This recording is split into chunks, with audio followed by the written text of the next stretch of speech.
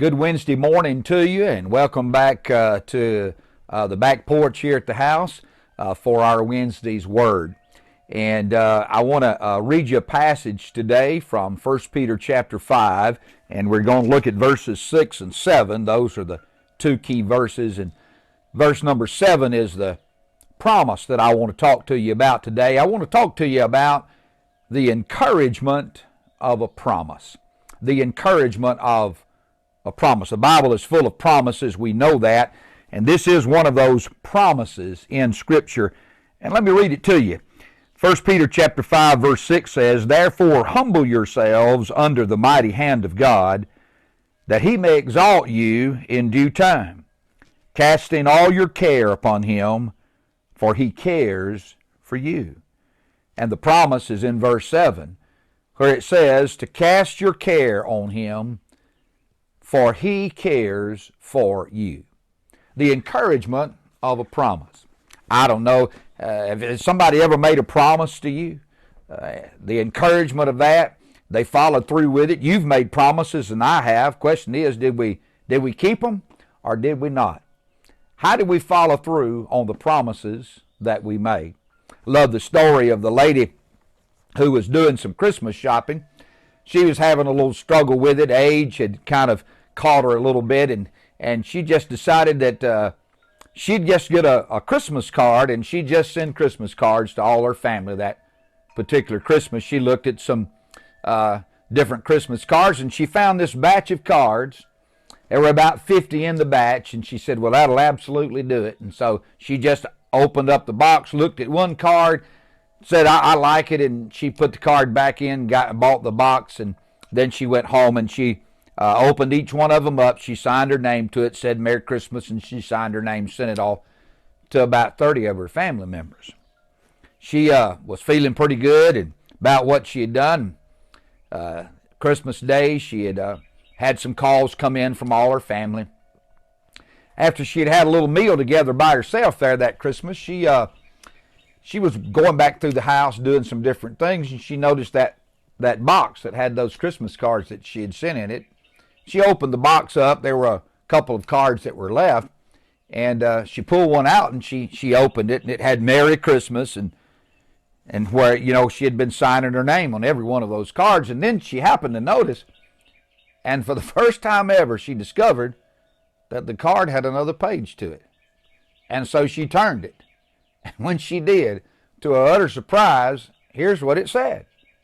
A dandy little card to let you know a special gift is on the way. So now she's made a promise that she doesn't even know she's made, and she's got to scrounge for gifts for everybody she sent the card to. Aren't you glad that when God gives us a promise, he knows he made the promise? And not only does he know he made the promise, he also is the God who keeps the promise. This is a powerful promise, and I hope it'll be an encouragement to you. But as is so many times with God's promises, there are conditions that come to the promise. Not every promise has a condition to it, but some of them do. I made a promise to my oldest daughter when she was a cheerleader that I'd make every one of her Friday night games. It is one of the promises that I was able to fulfill. But sometimes she thought, after the game was over, that the promise of being there meant we might get her special dinner here or special dinner there. Sometimes conditions go with promises, and there is a condition to this promise. In fact, I want you to notice three things about this promise. First is the way of the promise. And here's the condition, the way.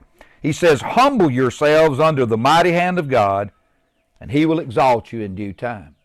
The way of this promise is humility. Humility is simply saying to God, I can't. I can't handle this. I can't deal with this. I won't make it through this if you don't help me. That's humility. And then we just humbly put ourselves in God's care and wait on him to exalt. That's the way of the promise. I also like the welcome of the promise. It says in this passage in verse 7, casting all your care upon him. That's the welcome. Cast your concerns. And I like that word. It means to toss it. One of the things that Peggy and I have enjoyed doing over the last about 3 years or so is fishing. And she's just a simple old cane, cork, cricket, and she'll really work on you on it if you don't watch her. But one of the things recently I've enjoyed doing is messing around with spinning rods, bait casting rods. I got one of those. It's about driving me crazy though, because it can tangle up on you. But the issue with fishing is whenever you see a spot that you want to drop that lure into, you got to cast it to that spot. And that's what Jesus says. That's the welcome of this promise. Cast your cares on me.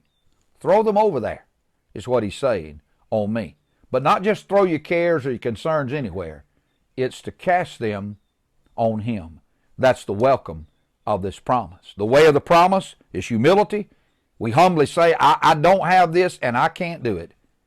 And then the welcome is, well, then God says, cast it on me. And then finally the wonder of the promise, he cares for us. See, the promise is God cares for us. A lot of times we write things into the promises of God that aren't there. We'd write things in like, well, if I'll cast my care on God, he's going to handle it. It isn't what this promise says. This promise says cast it on him because he cares for you. He cares for you. How he'll meet your need, how he'll provide for what you're going through, how he'll guide you through what you're even dealing with. That's a part of his sovereign plan and will for your life. But the part that we play in that, the encouragement of the promise, is that God cares for me. And because he cares for me, I can trust him to guide me. In fact, he's the only one who can guide me perfectly through whatever it is that I'm dealing with. So today, my encouragement to you, to me, to all of us, hey, let's cast our concerns, our burdens on him. Now, your burden may be big, but the one who cares for you is bigger. Your need may be great, but the one who cares for you is greater. And he's given you a promise today to encourage you. He cares for you. And if you'll just cast that burden, that need on him, you'll experience his care and you'll be encouraged by his promise.